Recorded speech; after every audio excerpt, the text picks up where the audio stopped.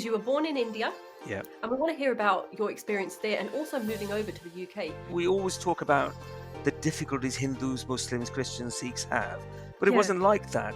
The British were advertising vouchers to come and work here because they wanted to rebuild after the Second World War.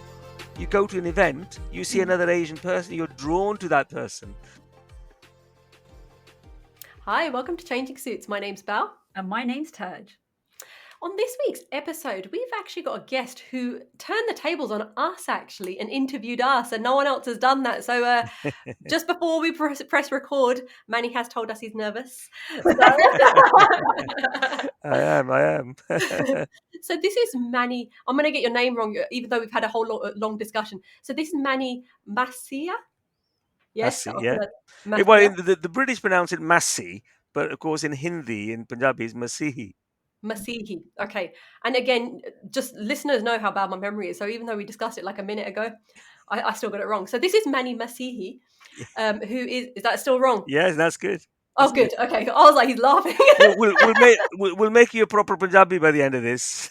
Well, yeah, nothing wrong with that. We are a bit of Punjabi, nothing wrong with that. Yeah. And Manny is a BBC radio presenter and also a Deputy Lord Lieutenant. Have I said that right? Deputy Lord Lieutenant. Yeah. Lieutenant. There we are. Yeah. I can't even read my own writing. I'm going to be so disappointed. Plus, he's also a maths lecturer. I could say that last one because it's to do with maths, obviously. How are you doing, Manny, after me messing up that introduction nice and properly for yourself? No. I feel great. Thank you. Yes. Today, what we'll be talking to Manny about is reminiscing, because Manny has had a really interesting journey because you were born in India. Yeah. And we want to hear about your experience there and also moving over to the UK, because we've never discussed how it is to do that. And it's a massive move and how you felt and what that meant. So Manny, just talk to us. So you were born in India. Whereabouts in India were you born? So my father was actually born in Sialkot, which is now in Pakistan, but he joined the army when he was like 18, 19 in 1930s, when the British were there, and then he got postings. He got a posting in Bihar. My brother was born there. Then he got posting in Jammu Kashmir. My sister was born there. Then he got a posting in Jalandhar, Kent. So Jalandhar, so on the side of Jalandhar, about 5 miles from Jalandhar, the city, there's a cantonment, which is where all the army people lived. So he settled there in the end, and that's where I was born, Jalandhar, Kent, or cantonment, or Choni, they say. So did you move about as well, or is it they stopped? Well, so they stopped in Jalandhar, Kent in the end, because by that time it was the 50s, and he'd been in the army since the 30s. So he decided to retire there, yes. So and what they were was like, Manny's born, we don't need to move anymore. This is it. Yeah. Sorry, go on, Dad. So what was your childhood like? Because I really want to hear about that. Yeah, I mean, so my father left India when I was 6, and I've got 2 brothers and 2 sisters, and he came to Britain in 1963, and I was born in 57, and so we didn't see him very much for about 4 years, and so my mother brought us up, really, 5 children. I went to school, and I remember it was a very mixed sort of society, and we always talk about the difficulties Hindus, Muslims, Christians, Sikhs have. But it wasn't like that. Where I lived in a small, like a courtyard type of place, we owned our own house, and opposite us there was a Sikh family. To the right of us, I still remember it. I picture it very well, and I've been there a few times since then. On the right hand side, there's a Hindu family, and then the church used to seem miles away. You can imagine, I was 6 or 7. It seemed so far away. But when I went to visit in the 1990s, it only seemed like a mile away. And Makes it a lot longer. yeah. And behind us there's a mosque. There was a gurdwara.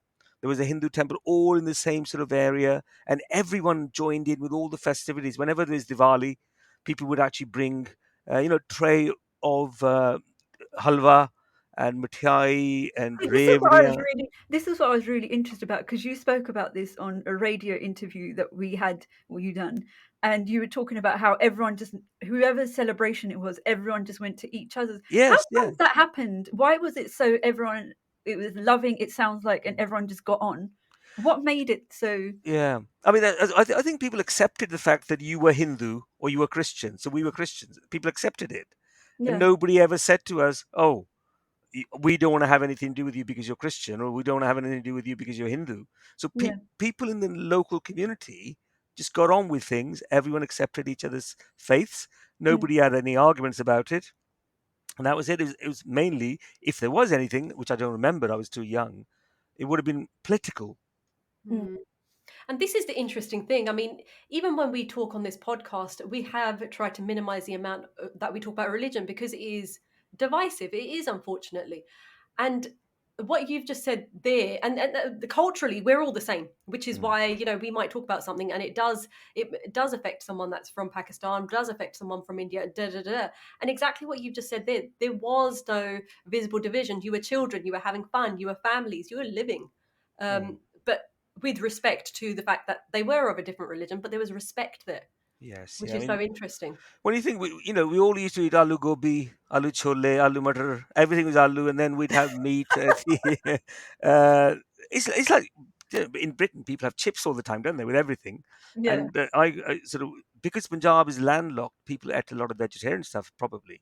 Mm. And when you had saag and makki di roti, everyone did. Everyone knew that's what Punjab is all about, and Yeah. regardless of what religion you were, and there were Hindu Punjabis, Muslim Punjabis, but the Punjabi ਸਾਡੀਆਂ ਦੀ ਸਾਰਿਆਂ ਦੀ ਪੰਜਾਬੀ ਜਿਹੜੀ ਨਾ ਹੁਣ ਮੈਂ ਪਤਾ ਕਿ ਮੇਰੀ ਹੁਣ ਕਿੰਨੀ ਦੇਰ ਹੋ ਗਈ ਹੈ ਮੈਂ ਪੰਜਾਬੀ 'ਚ ਗੱਲ ਨਹੀਂ ਕੀਤੀ but Yeah. I've lost a little bit of the accent and all that, but we all spoke the same way. And people, Mhm. I'll tell you interesting. I went to Pakistan for the first time in the 2000 that sort of time, and we were standing in a queue to go and visit where one of the Sikhs had a palace, and we were standing in the queue, and then this guide said to us, "ਤੁਸੀਂ India 'ਚੋਂ ਆਏ ਨਾ?"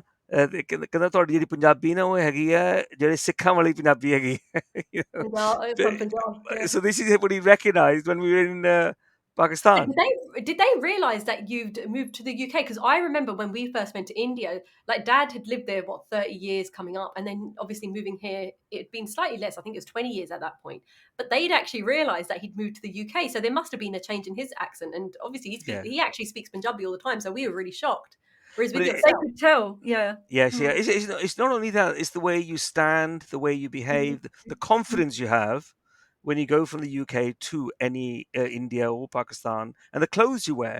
They're not similar to what some of the local people might wear, and it's just your demeanor, the whole thing, the way you stand. I remember. I'll tell you another one because we were at Taj Mahal. And we're just walking across. I had my nephews. They were wearing Bermuda shorts, and we were all going along, and they had sunglasses and all that.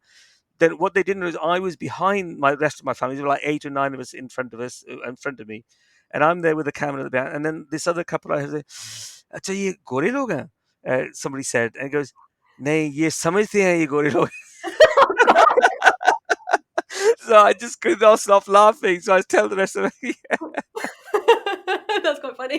yeah, Did you it's say because anything to them? it's the clothes we Did were you wearing did in you the turn sun. around and said, "My God, I had"? I should have done. It's really funny, and that is what people see. They can tell you're different from everyone else. Yeah, Can I just ask one question? One thing you did mention was the confidence. That's what I was going to touch on. Yeah. What does that mean? Because we just went to India in October, and just even little kids standing right near the roads where we don't even let our kids out of the house. yeah. I would have thought they were more confident than even we were. But am I wrong in thinking that? How do you mean I confident? think in certain situations, like for example, when you're queuing at the railway station or queuing anywhere, or talking to people, or ordering things at a restaurant, or any of those, I just felt that I knew. It gave you a feeling that you knew what was happening, and what was around you, all the surroundings around me. I didn't feel vulnerable. Mm. I'm gonna come back at that. Mm. We went to a Godwara, and you know how it is in India. People do push in and this, that, and the other. And I was in the line, and my family was in front of me, and even my kids were in front of me. This lady looked at who she was going to push in front of. She didn't even push in front of the kids. She pushed in front of me. So honestly, maybe it's not a A UK weak thing. target. Yeah. She's Yeah. like, yeah, she's going to be the weak one. She won't say anything. I'm like, yeah. No, I mean, I'll tell you another story. So we were at a railway station in Bombay, and there's so many trains going, and we were in a queue again, and this lad, a younger lad, comes along, and he tries to push in. He says, "Babuji, Babuji, मुझको ना ticket चाहिए जल्दी जल्दी क्योंकि ना मेरी train जा रही है." तो the box officer. So he's saying to them, for those who don't understand Punjabi or Hindi, my train's going. Can you please give me a ticket? He pushes ahead of all of it. Nobody complains. We didn't complain. And the box office guy says, कोई नहीं एक और train आ जानी है कि Another train's gonna come. Yeah. yeah, he said there'll be another train. Don't worry about it. Don't worry about it. Just join the queue. He said, "Line lag ja." He's talking to him in Punjabi. Line lag ja tu. He was talking like that. And the box office people seem to have more authority over the customers, whereas here, to a certain extent, it's the other way around, isn't it? Yeah, Customer Yeah, is that's king. true. I mean, yeah. Gandhi said that. Gandhi said that hundreds of years ago. It seems like hundreds of years ago. It wasn't hundreds of years ago, but he didn't say customer is right. He actually said customer is king because It's the king. Yeah. shopkeepers are there because they're customers, and customers only come there because they want to buy things. So really, the shopkeeper should respect the customer or anybody in that situation. But obviously, people have sort of used the term, and they sort of say customer is always right, which is not true. Mm. Uh, you know, But And it's in regards to just the way, going back to living in India, how was it? Did you used to go to neighbors' houses and you were going backwards and forwards? How was life there day to day? yeah, yeah. We did, and next door, I still remember that we had a Sikh family as well, and one of the boys is called Lovely, and he was like the same age as us, and sometimes his mother would go out and leave him with us, with my Yeah. mother, Mm. and he'd still be playing. He'd be eating with us as well. And then I still remember when I was about 10 years old, next door, who was a Sikh family. So they used to get visitors from another village, like we all did. Sometimes we had relatives from another village that come, and they'd get the bottle of whiskey out and all of that. And then I still remember my mother saying to the next door, I think her name was Bunto or something like that. She goes, "अब मेरा मुंडा भी कहता है कि थोड़ी मैंने whiskey चाहिए." So I was only about 10, so they gave me a little shot of whiskey. I still remember it. I still remember it. Because in India, when you had a cold, often you had a teaspoon of brandy. They Oh, do say that. Even here, Yeah, they say medically it yeah, helps, doesn't it? yeah, Okay, so in regards, and the other thing is, your dad had moved to the UK. Now, this is quite a big thing, and it has impacted loads of families because yeah, everyone has a very similar story. yes, How was it the fact that obviously you were being brought up by your mum? How yes. how was that, and how was the community around you as well? Again, we had no issues. Nobody treated our mum any different. We didn't have any trouble. Like I said, we were in a very mixed neighborhood, mm. and my father used to send money every month after he got paid, and and yeah, and we used to go to church every Mm. Sunday. Sunday was a big thing for us because when you went to church, it was a bit like the Gurdwara thing, where you had langar and so on. So you'd actually have the church service at 11 o'clock. Then afterwards there'd be food, and you'd play games and so on with the children. So you'd be there like for most of the afternoon, then eventually come home in the evening. And yeah, so there were no issues with the neighbours or the local community. And what about school? Did you get the cane at that time, or was that? Yeah, yeah. Um, So I never got hit, but I still remember that one of our headmasters. It was right next to the Aryan temple, and our headmaster was a Sikh headmaster. He was very overweight. I still picture him. I can still picture him. You're And still scared of him. yeah, yeah, yeah.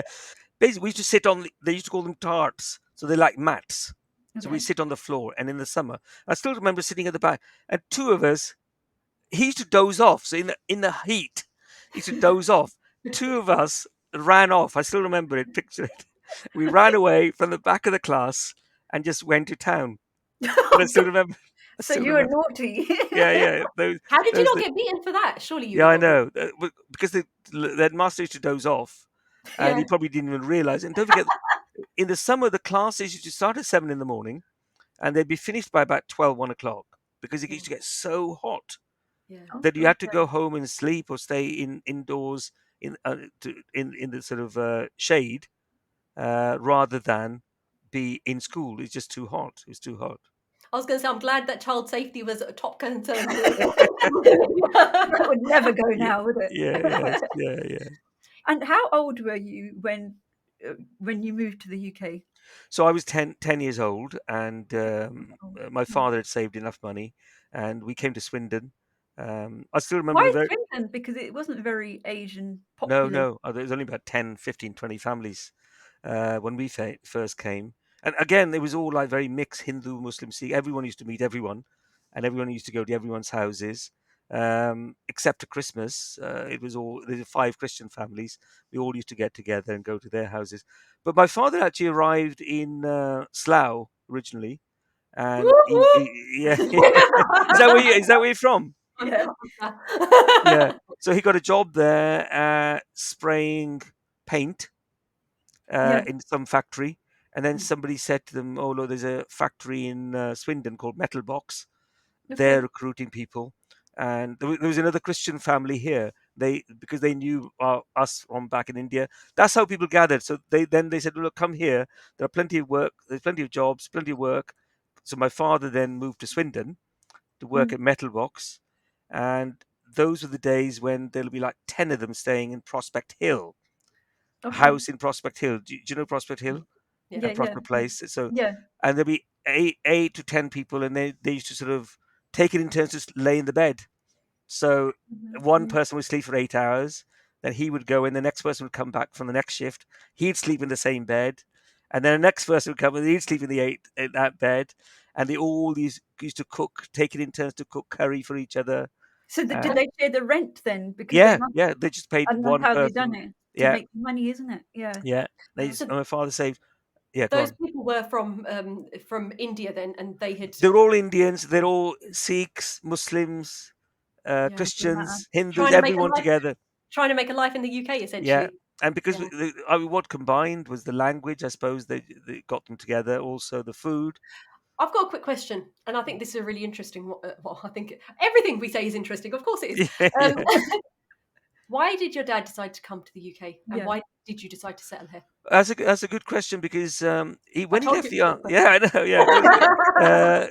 when he left the army, he carried on living on the camp to a certain extent. He opened a little cafe and a Mm, bicycle repair shop because he was already always interested in bicycles. And so when he retired in the 50s, late 50s, uh, the British were advertising vouchers to come and work here because they okay. wanted to rebuild after the Second World War. Britain wanted to rebuild. They had got the Jamaicans in. They were trying to get Indian people to come. And so in the 50s, they were advertising vouchers. In the army, my father said to the army people, "It'd be great if you could help me." And the army, in fact, because my father was actually mentioned in dispatches in the Second World War. When he was in the Second World War, he was based in Egypt. He's based in Italy. He saved somebody's life as he was in the medical corps, and they mentioned him in dispatches. They called them, so they'd actually send messages back home saying, "Barkat Masih did this and did this," so that Oh would be in wow. dispatches. We all had. In fact, we googled it recently, and his name is in there. Oh wow. Yeah, and basically, because of his bravery, they said, "Well, we can help you to get a voucher if you want to help you to go to Britain." And that's what they did. They helped him to fill in all the forms and all the other Was it stuff. certain people that they got? Because our granddad came over. He was in the Second World War in the army. So was it only certain people that they used to ask, to come over and had the vouchers, or was it anyone in the army? Well, anybody could apply. The vouchers are available to everyone, but the British obviously probably had connections with the army, Yeah. and they probably contacted them through that. And I mean, the advantage of having somebody from the army is that they would have been disciplined and they would have been willing to work, hard workers, and so on. Mm. So a lot of the army people did come over because the army were helping them to fill in the forms and get here. Oh, that's interesting. Yeah. Yes, yeah, but ordinary people came as well. People who had nothing to do with the army.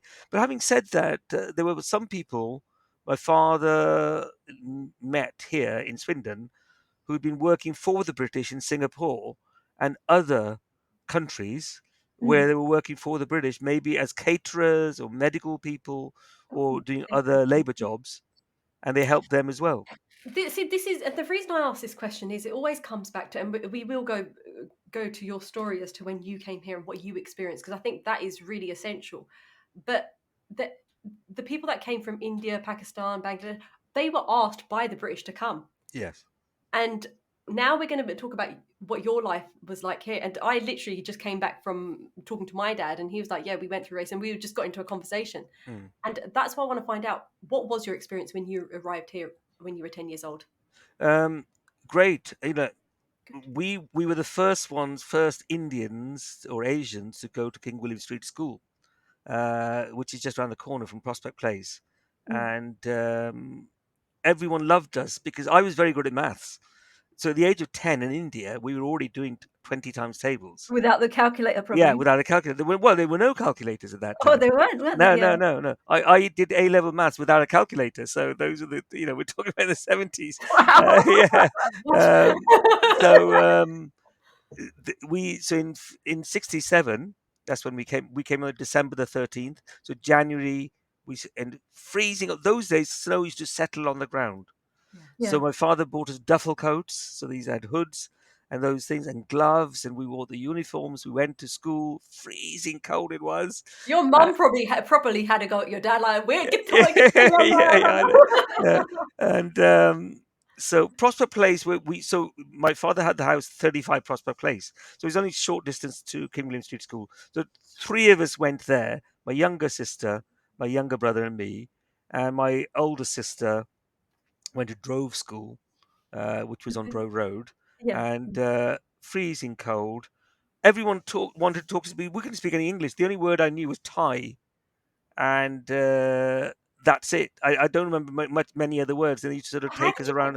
And Yeah, that's a massive thing. That language, right? How did you get through that then? Because yeah, your English is fantastic now, obviously, because you've learned yeah. quite a lot. But how did that feel, being not being able to understand or speak the language then?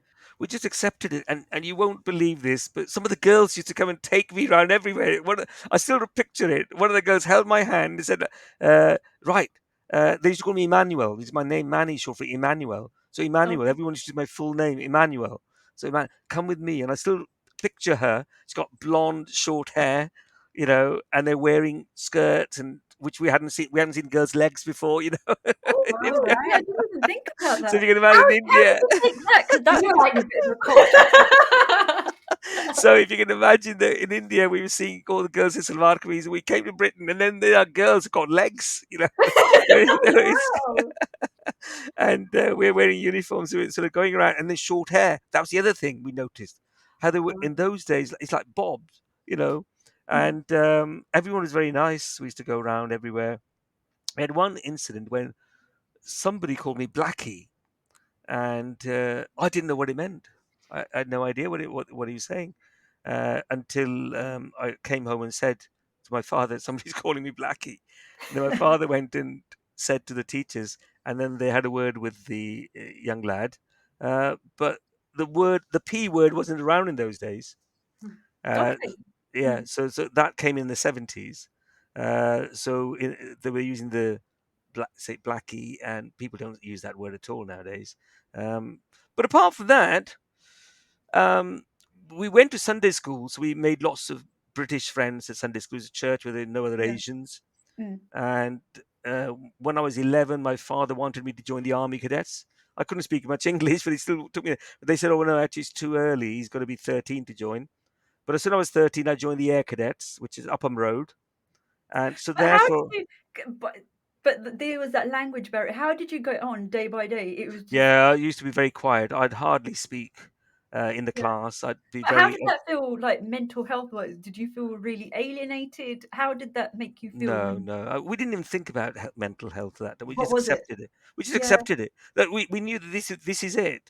And the idea was, my father was thinking that we'd get education here, get yeah. good qualifications, go back to India, set They up a all say business. that. And we didn't sell the house when we came here. We left the house with one of our family friends, free of charge, Mm. thinking in about 10 years' time, 20 years' time, we'll go back. Everyone thought that, didn't they? But Yes. this is another important thing as well, though, isn't it? Because a lot of people, I know our parents said exactly the same, would get our kids educated and then we'd go back to India. But then Yeah. all of a sudden things have changed because you've Yeah. settled, and we'll talk about that. You've settled, your life is here, you're Yeah. different, India's Yeah. different. So Yeah. that's the whole thing that we do want to touch on. Yeah. But what Taj just asked in regards to how did you get through it? Because Yeah, you don't understand language. You're in a school, yeah, and they sound really nice. I mean, I have to yeah, say, the experience that you're describing, both in India and here, yeah. is Oh, we really, really. didn't. We were very proactive in joining things like the Sunday school helped, and joining the air cadets at the age of 13, and also started playing table tennis when I was 13, and that's where I got the name Manny. Mm, So Sylvia Morse, I still remember the very first time there's a school, Drove School, we're going to Mm. run table tennis classes.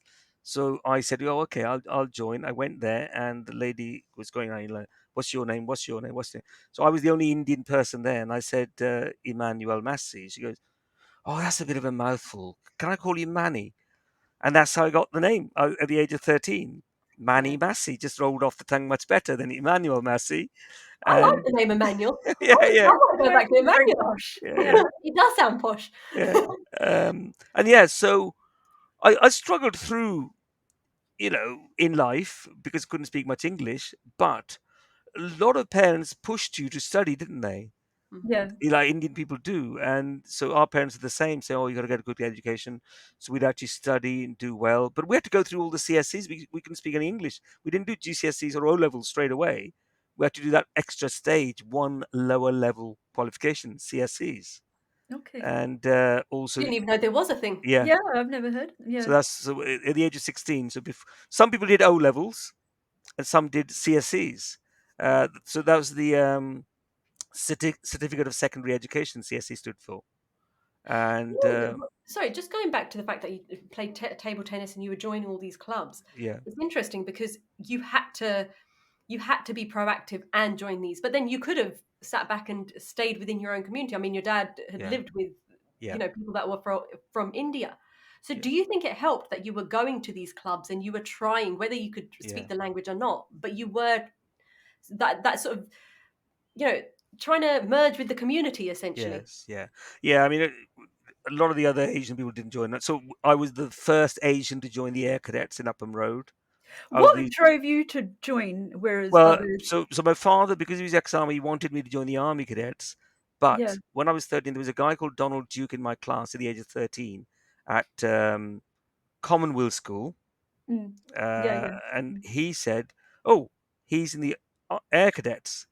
Would I like to come and join?" So I went with him, and my father went as well, and yeah, so joined that. And of course, what happened is I had my glider wings. I could fly a glider solo by the age of 17, and we had the Like a air real cadet glider. uniform. Yeah, a real Oh glider.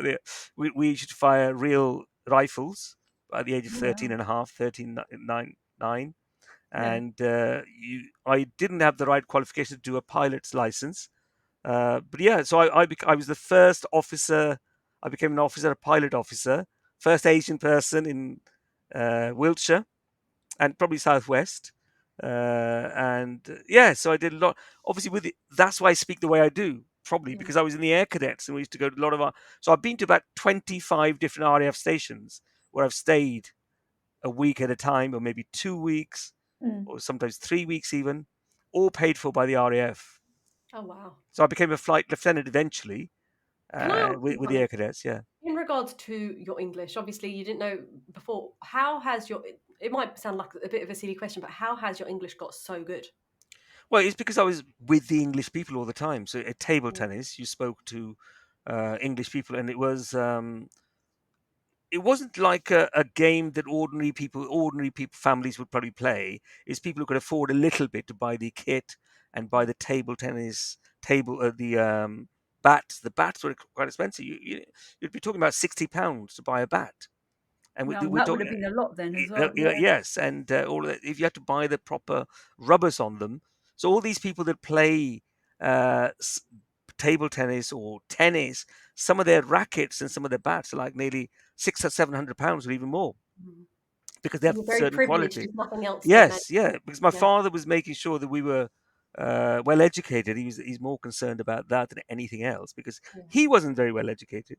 Mm. Why Uh, do you think Indian parents and South Asian parents generally are so onto you got to get educated, you got to get educated? What is that about? We know I, what it is, but is yeah, I think it's because the British were like that. I mean, British to a certain extent, although they exploited India, Mm. but the education system was good, and you could see that you could, if you became educated, you'd get a better salary, and a lot of people were concerned about getting better salary. But I have a different attitude. I don't do it for salary. I do it because I enjoy it. I only do things that I enjoy, and I only do things because I want to do them. And money has never been an object. I sleep on the floor. I Oh, don't sleep on a bed. That's really? because, yeah. So back in 1998 or 99, I went to Pakistan. We saw people sleeping on the floor, and I thought, if they can sleep on the floor and still go to work and all of that, I don't know why I have to sleep on a bed. So That ever makes since sense. then, I've been sleeping on Wait, the you're not floor, sleeping.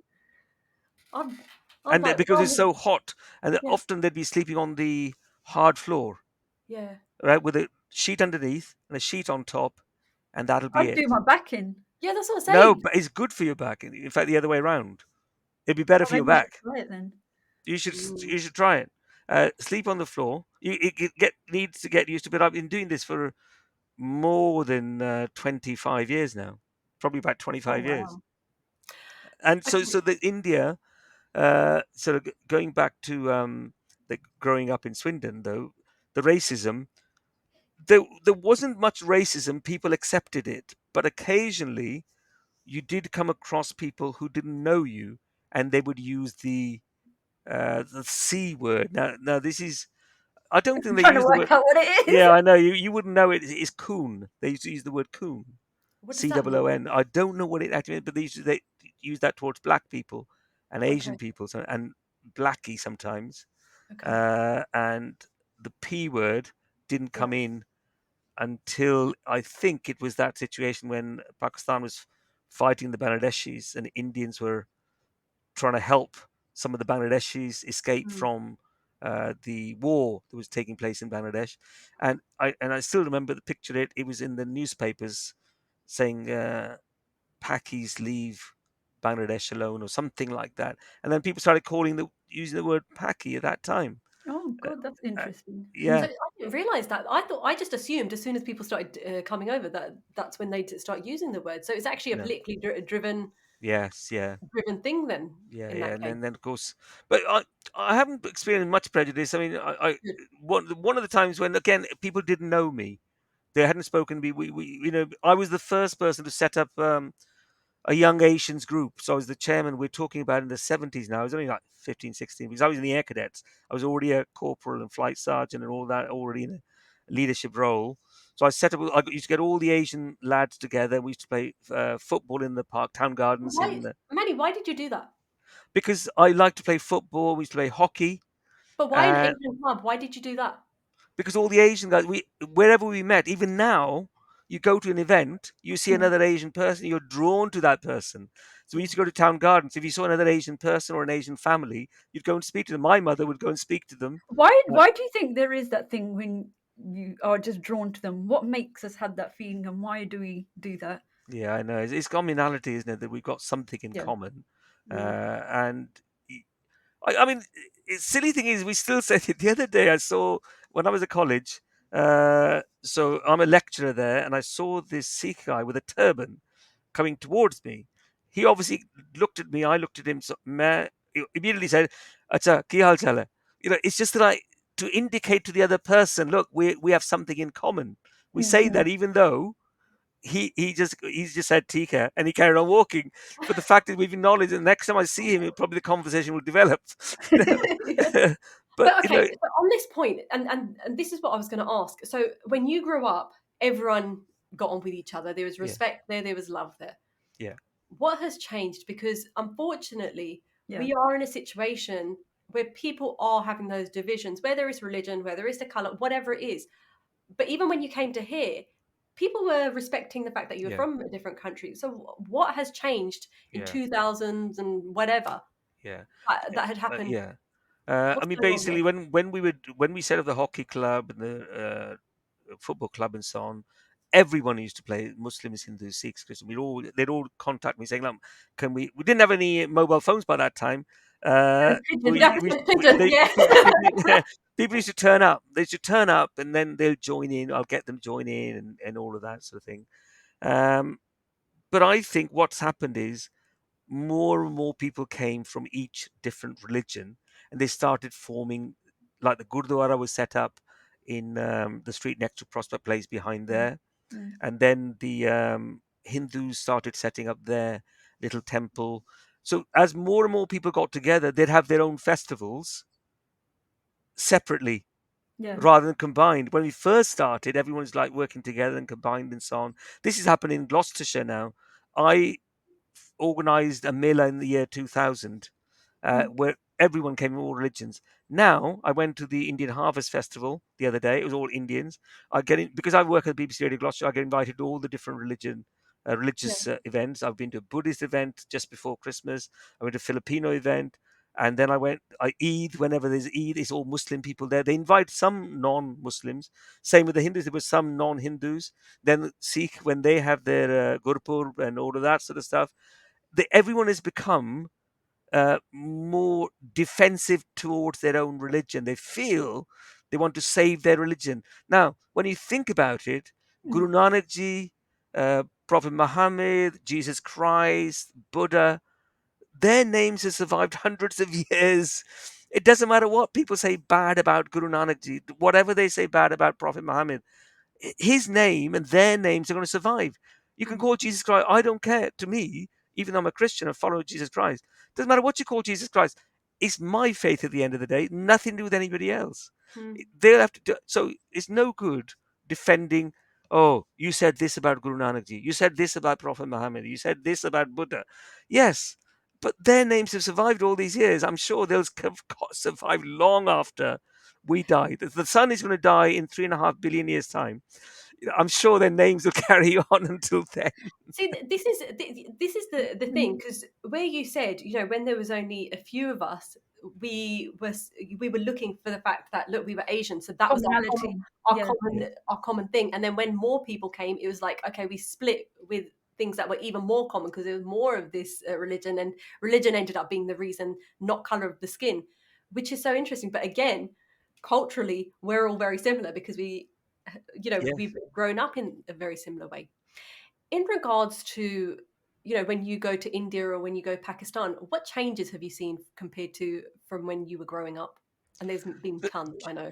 do you know, the funny thing is, when I went to London, Kent, which was the last time was 2008, and I'm just about to go to India at Easter, um, it looked exactly the same. There were some extra buildings. There was some like hotels there that weren't there that I don't remember. Well, I was too young when I left originally, so I don't remember some of the hotels. Some of the hotels, but the streets are still there. The same streets, the same mahalla. We used to have, in because it was army camps where the army people lived. Everything was in blocks. So you had Malla number one, Malla number two, Sada Okay. Siga Malla number 24.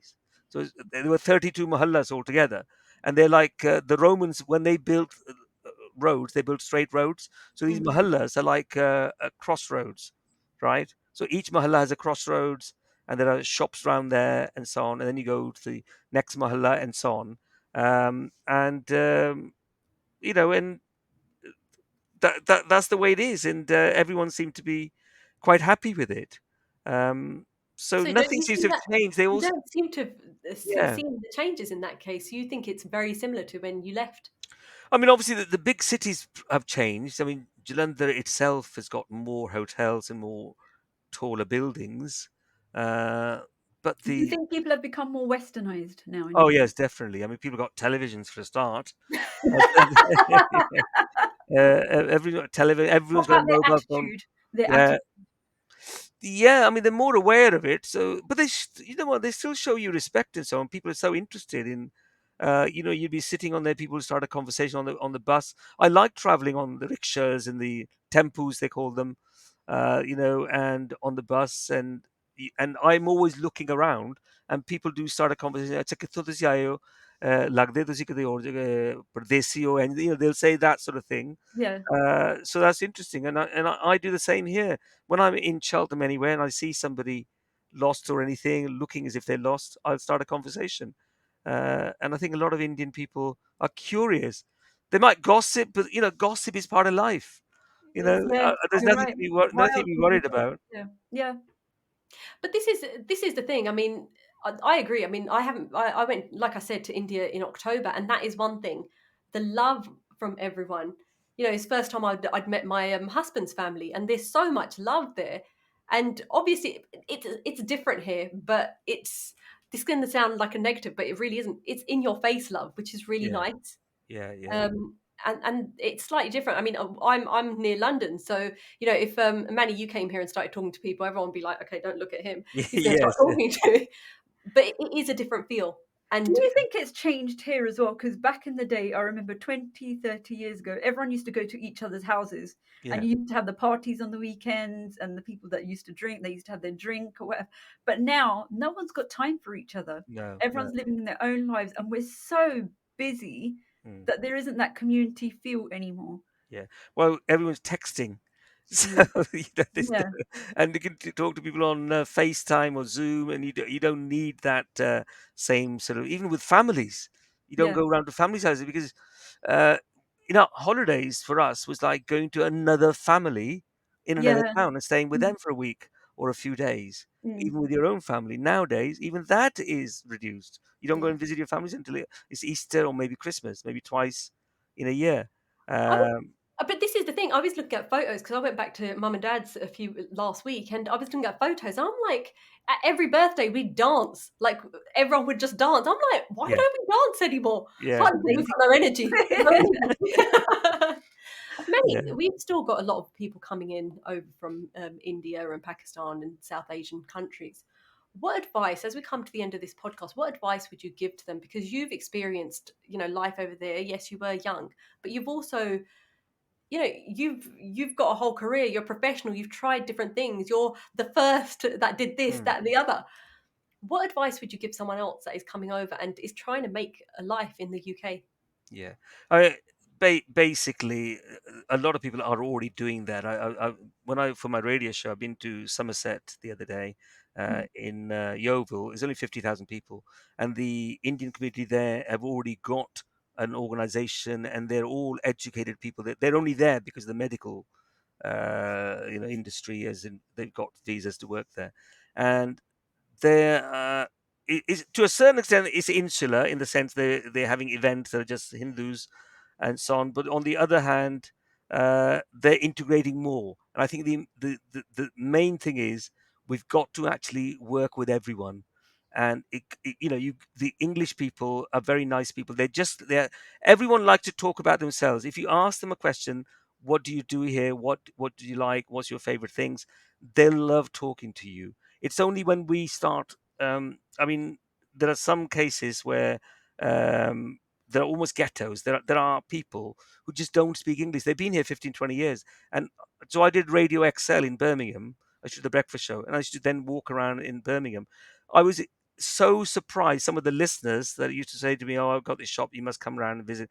They couldn't speak a word of English. They'd been here 15, 20 years, Hmm. and we've got to integrate. Everyone's got to know each other, get to know each other, and talk. And maybe we ought to go back to this visiting people's houses But in a couple of months. No, the counter argument could be when India was invaded, the British didn't learn how to speak. no, but they did. Yeah, They did. some of the. I mean, I'll tell you a very interesting story about that. I've had so many stories about all of this, and I complained to the BBC about this because when they were making shortcuts recently, I said to them at that time, you seem to employ people who speak very good English, but they haven't got a clue about the Indian culture. They look very symbolically Indian, Yeah. but if you ask them, Mm. what's aloo gobi or any of that, because I'll Which is tell you very what, important to you. I I'm Manny, went sure. yeah, one. Manny does like his aloo gobi. Yeah, yeah. I went to one meeting where they were like an Asian lady who was in charge of diversity, and this person was talking about elections coming up, and he's giving us lessons saying, you can't talk to politicians during this period, and that's called purda Yeah. in journalism. Purda means a veil, and so this girl says, who's head of diversity, and she's from Pakistan background. She goes, uh, where does the word purda comes from? So Oh, it's I had to Parda, stand. isn't it? Parda. The word Parda. purda comes from. So I had to stand up and said, right, purda actually is an Urdu word. That you use. You're from Pakistan, and I said purda, which means a veil or a curtain. And so, therefore, there's a veil over the politicians. They can't speak to the journalists unless we have a balance. So if you can speak to politicians if you have one Labour, one Conservative, one Lib Dem, Yeah. and one other, Yeah. but you can't just speak in isolation. You've got to have balance. It's Mm. those sort of things you come across. There are people But to who be are not fair, integrating. Manny, just in regards to when you said Purda, and I was like, in my head, I was like, oh, that sounds like Barda. Yeah, And then it's only, I didn't even realize that Purda was veil until you said it. And then I was like, oh, it sounds like Barda. or And parda. Yeah, but obviously in Punjabi we say parda, but in English they say purda. I didn't know they were the same words. So Yeah, she yeah. might have been coming from the same thing. And I do actually know what Barda is, to be fair. Yeah. So yeah. So basically, I think the important thing for everyone is go to English events as well as Asian events. Less mix, and the children. My daughters are 22 and 23 now. Yeah. They have mostly English friends, and they speak perfectly good English. They don't speak much Punjabi or Hindi, but the fact is, if you're going to compete in this world, you've got to use the same tools that everyone else is using. Language is a great tool, Mhm.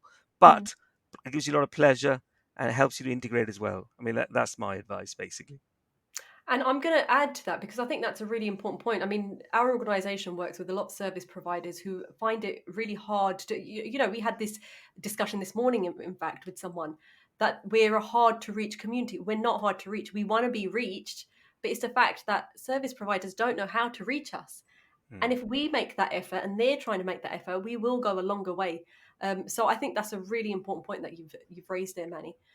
But thank you so much for your time today and reminiscing because it's a beautiful story, and I think we will have more podcasts like episodes like this because I think they open our eyes. Firstly, the fact that you said when you came here, um, I was expecting you to say I got race and dirt, and it wasn't like that. There was love here as well, which is Hmm. beautiful. And we already knew that in India at that point there was a lot of Yes. love between religions as well. I think that's something that we do need to bring up more and more often because that is lost. So thank you, Manny. It was a pleasure interviewing you for the first time, and we look forward to you interviewing us again. Yes. Definitely. Oh, yes, definitely. Perfect. That's Thank goodbye from me. And goodbye from me. Follow us on Instagram and Facebook, changing_suits, and subscribe so you never miss an episode.